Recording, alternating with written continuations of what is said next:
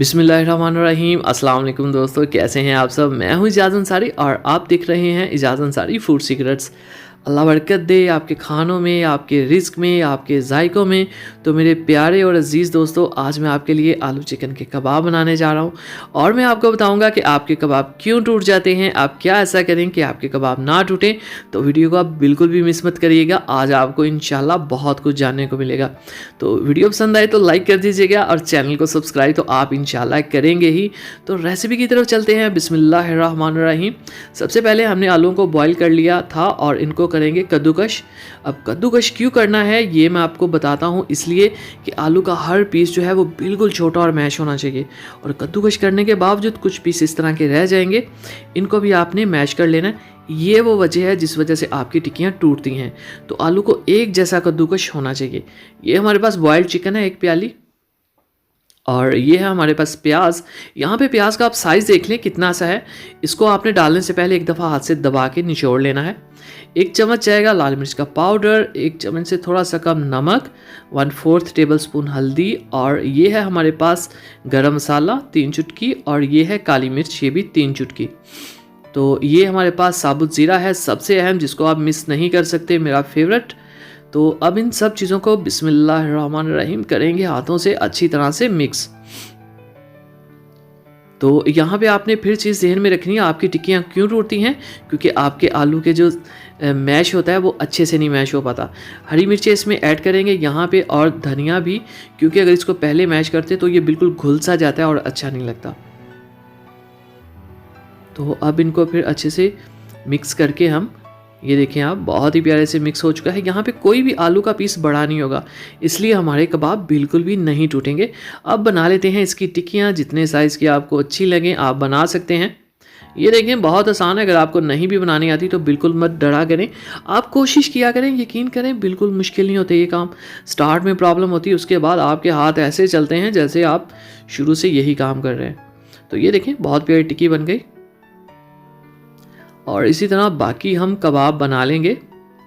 तो ये देखें आप, तो फिर से मैं आपको बता दूं, सॉरी बार बार मैं जिक्र कर रहा हूँ, कि जब आपने आलूओं को मैशर के साथ मैश करना है ना, कद्दूकश करना है, तो वो सारा कद्दूकश करना है। जो पीस छोटे मोटे टूट जाएंगे उनको भी आपने हाथ से अच्छे से दबा देना। अब इसको डिप करेंगे एक अंडे में, और फिर ये हमारे पास ब्रेड क्रम्स है, ये हमने खुद ही घर पर बनाए, मैं आपको इंशाल्लाह इसकी रेसिपी कभी दूँगा।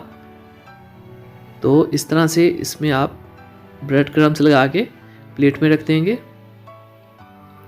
तो इसी तरह सारे कबाब जो हैं हम इस तरह बना के प्लेट में रख देंगे, इससे ये थोड़े से क्रिस्पी हो जाते हैं और ज़्यादा मज़े के लगते हैं।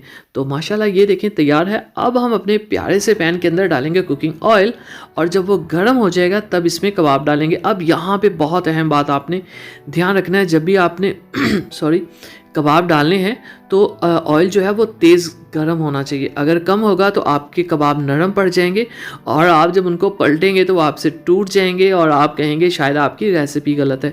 लेकिन असल में आप गलती क्या करते हैं, आप ऑयल को ठंडा रखते हैं। ऑयल को स्टार्ट पे आपने गर्म ही रखना है, और बहुत प्यार से जब 4 से 5 मिनट गुजर जाएँ तो आपने इनकी साइड्स बदलनी है अच्छे से। कलर अच्छा नहीं अभी आया तो थोड़ी देर ठहर के मैं बाकियों के बदलूँगा। ये देखें आप,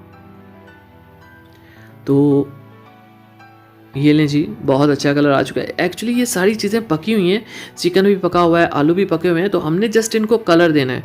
यहाँ पे हमने पकाना नहीं, जैसे हमने मीठी टिक्कियाँ हल्की आंच पे काफ़ी देर पकाई थी, तो यहाँ पे ऐसा कोई सीन नहीं है। तेज़ आंच के ऊपर आप इनको कलर दें और बड़े आराम के साथ इसको उतार लें।